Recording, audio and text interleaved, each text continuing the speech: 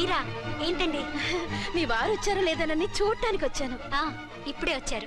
సంతోషం. ఉంటానండి. మంచిదండి. అర్చన, హోమ్ మినిస్టర్ గారు వచ్చారు.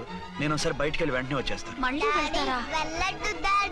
లేదు నాన్న, ఇప్పుడే వచ్చేస్తాగా. సరే, త్వరగా వచ్చండి. Over acting.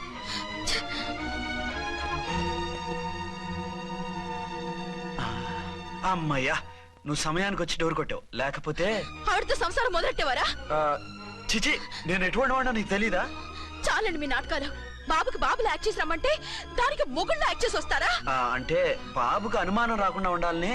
ఏ దాన్ని వాటేసుకుని ముద్ర పెడితే గాని వాడు నమ్మనన్నాడా? బిడ్డ తల్లిని కూడా చూడకుండా సొంత దొరికిందని గుండెలకు హత్తుకుని చిచిచి మగబుద్ధి పోల్చుకున్నారు కాదు. అదే మన శోభన ఉంటే ఇలాంటి టెంప్టింగ్ ఉండేవి కావు కదా. నన్ను ముట్టుకోకండి. వెళ్ళి డెటాల్తో శుభ్రంగా స్నానం చేసి రండి. అలాగే. అసలు ఈయన నమ్మి పంపడం నాది బుద్ధితో.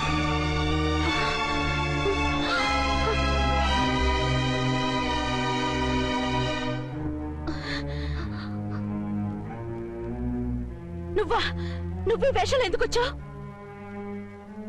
నన్నెందుకు మోసం చేశావు? సారీ, నిన్ను మోసం చేసిన వీడి కాదు, వారు. మా ఆయన ఎక్కడా?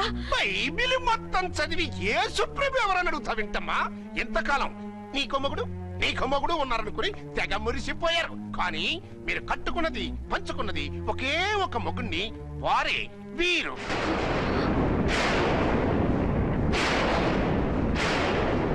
బాబు, ఆవిడ మీకేమవుతుంది?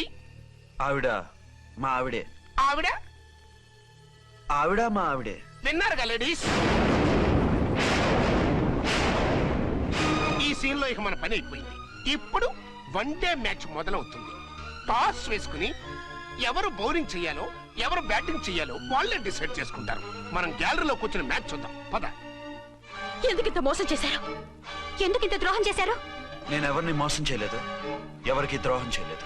పాపం, విధి ఆడిన వింత నాటకంలో ఆర్టిస్ట్ అయి ఉంటాడు. చెప్పండి, ఒక పెళ్లి చేసుకుని నన్నెందుకు రెండో పెళ్లి చేసుకున్నారు? మీకు భార్యగా నేను సరిపోలేదా? ఆవేశపడకుండా నేను చెప్పేది వినండి. నువ్వు చనిపోయావు అనుకుని అందరూ కలిసి నాకు బలవంతంగా పెళ్లి చేశారు. ఆ విషయం నాకెందుకు చెప్పలేదు? పెళ్ళయిందంటే నేను చేసుకోనా, చీకొడతానా? నిజం దాచి పెళ్లి చేశారని నాకు మన పెళ్ళైన తర్వాత తెలిసింది. అప్పుడైనా మీరు చెప్పాలిగా, ఎందుకు చెప్పలేదు? చెప్తే నువ్వు మిమ్మల్ని వదిలేస్తానని భయపడి చెప్పలేదా? నన్ను వాడుకునే ఛాన్స్ మిస్ అవుతుందని చెప్పలేదు. Don't talk రబేష్. కొంతకాలం ఆగి చెప్తే చచ్చినట్టు పడుంటారు. ఎంచక్క ఇద్దరితోనూ సంసారం చేయొచ్చని ఆశపడ్డారా? అది కాదు అర్చన, నువ్వైనా నన్ను అర్థం చేసుకో. చచ్చిపోయాననుకుని తను చేసుకున్నారు అంటే మీ మనసులో నాకు స్థానం లేదు, నా మీద మీకు ప్రేమ లేదు. అదే మాట అర్చన. ఎస్, నా మీద ప్రేమే ఉంటే పెళ్లి చేసుకుందామనే ఆలోచన మీకు వచ్చి ఉండేది కాదు. మరో పెళ్లి చేసుకోరు. నేను చెప్పేది విను. నన్ను ముట్టుకోకండి. ఏ రోజైతే తన మెళ్ళో తాళి కట్టారో ఆ రోజే మన బంధం తెగిపోయింది. ఆ రోజే మీ అర్చన నిజంగా చచ్చిపోయింది. ఉండండి, తనతోనే ఉండండి, తన్నే భార్యం చేసుకోండి. నాకు కావాల్సింది శీల చెడిన మగాడు కాదు, శీల ఉన్న మొగుడు.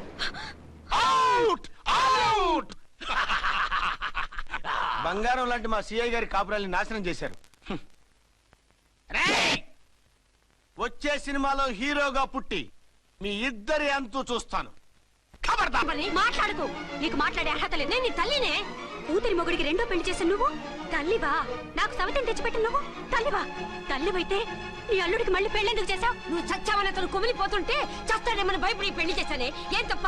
ఖచ్చితంగా తప్పే. నాకే కన్నొక్కరా కాలొక్కరా, నాలో ఏ లాభం ఉందని, ఏం తక్కువ అని రెండో పెళ్లి వాడికి రెండో పెళ్ళంగా పడి ఉండాలి. అంటే జీవితాంతం మొగుడు లేకుండా బతుకుతావా? మొగతోడు లేకుండా ఉంటావా?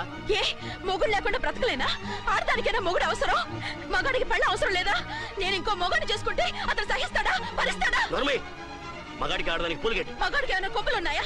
స్పెషల్ గా పైన ఊరి పడ్డాడా? వాళ్ళు తినే ఉప్పు కారమే మేము తింటున్నాం. వాళ్ళ ఒంట్లో రక్తమే మా ఒంట్లోనే ప్రవహిస్తుంది. అది కాదమ్మా, మొగుడిని వదిలేసిన ఆడదాన్ని నీచంగా చూస్తారు, చులకన చేస్తారు. పెళ్ళాన్ని వదిలేసిన మొగుడిని గౌరవించి హారతలు పడతారా? అతను నిన్ను వదిలేయాలనుకోవడం లేదు, నిన్నే కావాలనుకుంటున్నాడు. అతను కావాలనుకుంటున్నది భార్యని కాదు, ఆడదాన్ని. అంటే దూరం చేసుకుంటావా? లేకపోతే దగ్గరే ఆత్మాభిమానం చంపుకొని కాపురం చేయమంటావా? 3 ముళ్ళు 7 అడుగులు 4 గోడలు, ఇవే ఆడదానికి హద్దులని పడుండమంటావా? దాని పక్కనో రాత్రి నా పక్కనో రాత్రి పడుకునే మనిషిని నా మొగుడని అనుకోమంటావా? నేను సతినా, సవతినా, లేక సానినా? ఏ అర్థం చెప్పుకొని ఏ హోదాతో అతనితో ఉండమంటావు? పరాయి ఆడదానికి దక్కినవాడు నా మొగుడు కాదు. అంటే ఏమంటావు? ఆ మొగుడిని వద్దనుకుంటాను. విడాకులు తీసుకుంటాను.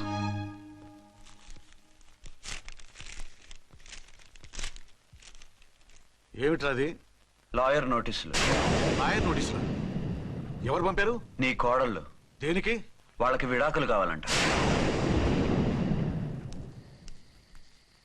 నువ్వెందుకురా బాధపడతావు? సిగ్గు ఎగ్గు లేకుండా విడాకుల కోసం కోర్టుకెక్కినందుకు వాళ్ళు బాధపడాలి.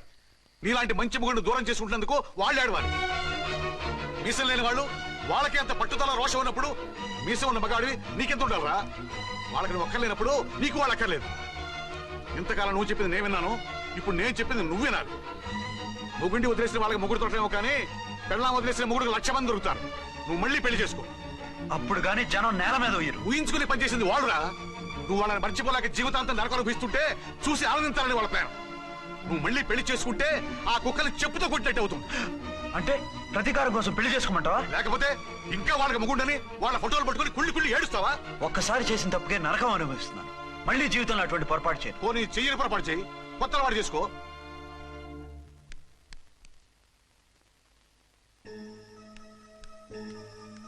ఇదిగో నాలాగా తాగుడు అలవాటు చేసుకో. బాధల్ని బాధ్యతల్ని మర్చిపో. పెళ్ళాలు వదిలేసిన మొగుడని అవమానం పడే కంటే గౌరవంగా తాగుబోతు అనిపించుకో. అలాగే తండ్రిగా ఆనందిస్తాను. తీసుకో.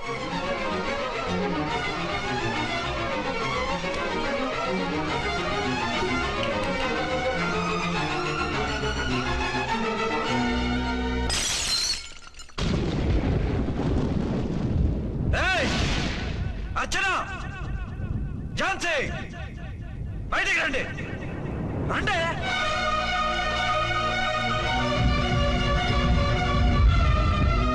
भाई और बहनों, देखो, ये मेरा फर्स्ट पत्नी है. ఇది నా సెకండ్ పత్ని. ఏంటే ఏంటి ఆ లుక్లు? తాగొచ్చానా? నేను తాగలేదే, మీరే తాగించారు. తెగేదాకా తెచ్చారు, తాగేదాకా తీసుకొచ్చారు. నాకు విడాకులు ఇస్తారు. నాది పెళ్ళా పేకాట? ఆడినంతసేపు ఆడి మధ్యలో మిడిల్ డ్రాప్ చేయడానికి. అసలు నేను మీకేం ద్రోహం చేశాను? నువ్వు తిరిగి రాగానే on the spot first night cancel చేసుకుని నీ దగ్గర పరిగెత్తు రావడవా? ఇంకో మగాడు ఎవడైనా అయితే అలా వచ్చేస్తాడా? చెప్పను చెప్పను, ఛాలెంజ్. నువ్వు చచ్చావు అనుకుని పిచ్చి వెదవలా తయారయ్యాను. కళ్ళు పూసుకుంటే కళ్ళలోకి వస్తున్నావని కంటికి నిద్ర లేకుండా కడుపుకి తిండి లేకుండా గడిపాను. చచ్చి నీ దగ్గరగా వద్దాం అనుకున్నాను. కానీ నా కన్న తల్లిని మర్చిపోలేక తాగుడికి అలవాటు పడ్డ మా నాన్న నా జీవితంలో నీ జీవితం కాకూడదురా, భార్య లేని లోటేంటో నేను చవి చూశాను, మళ్ళీ పెళ్లి చేసుకోరా అని బలవంతం చేస్తే చచ్చి కన్న తండ్రిని ఏడిపించలేక బతికి దీన్ని పెళ్లి చేసుకున్నానే తప్ప దీని రంగు పొంగు చూసి వెర్రెత్తి కాదు. అది నేరమా, పాపమా? ఏవే ఈ ఏటి మేటి సౌత్ ఇండియన్ పతివ్రత, నీ సంగతి అంటే సెకండ్ హ్యాండ్ మొగుడు దొరికాడండి షేక్ అయిపోతున్నావా?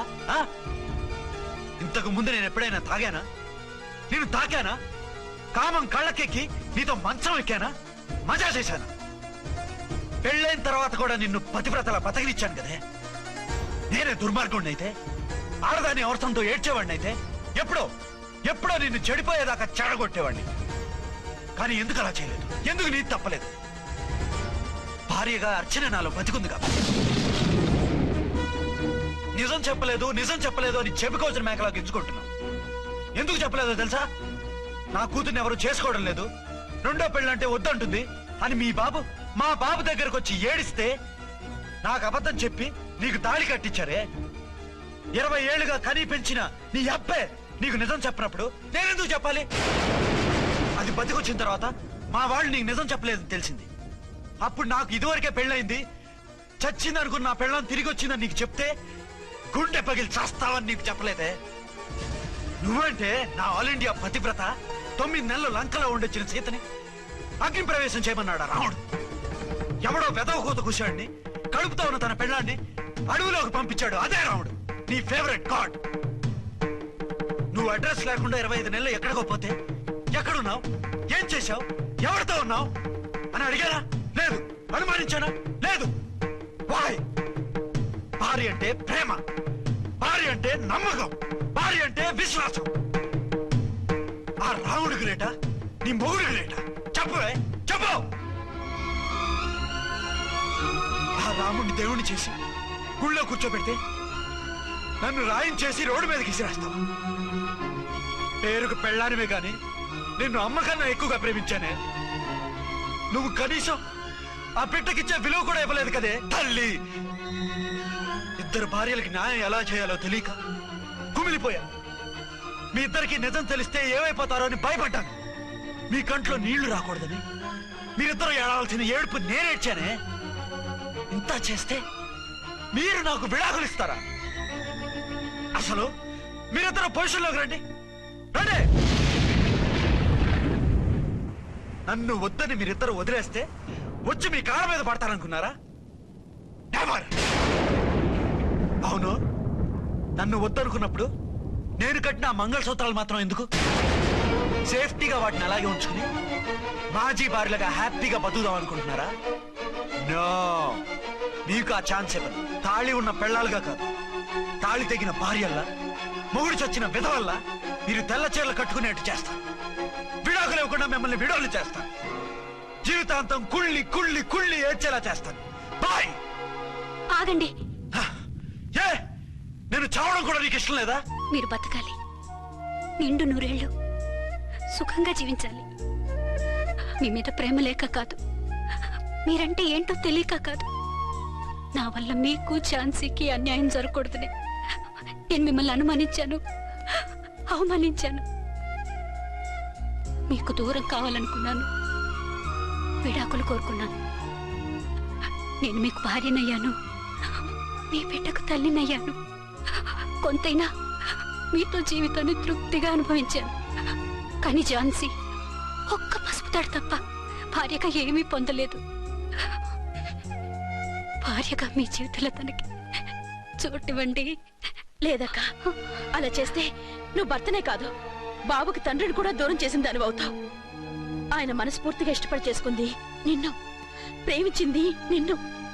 ఆయన మనసులో నీకు తప్ప నాకు స్థానం లేదు. నువ్వు బలవంతంగా నన్ను భార్యని చేసినా మనిషిని సొంతం చేసుకోగలను గాని మనసుని పంచుకోలేను. ఆ భార్య స్థానం ఎప్పటికీ నీదే. ఒకరి మీద ఒకరు ఇంత ప్రేమను పెట్టుకొని ఒకరి గురించి ఒకరు ఆలోచించి మీ జీవితాలని పాడు చేసుకోకండి. అక్క చెల్లెళ్ళలాగా కలిసిమెలిసి అతను సుఖపెట్టి మీరు సుఖంగా ఉండండి. క్షమించండి, నాకు భార్య అచ్చినే కానీ ఝాన్సీ కాలేదు. అవునా?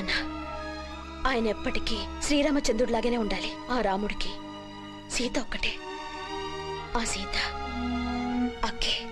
మరి నీ బతుకు? నేను మళ్ళీ పెళ్లి చేసుకుంటాను. నా గురించి ఆలోచించకుండా మీరిద్దరూ సుఖంగా సంతోషంగా ఉండండి. ఈ రోజు నుంచి ఆవిడే మీ ఆవిడ.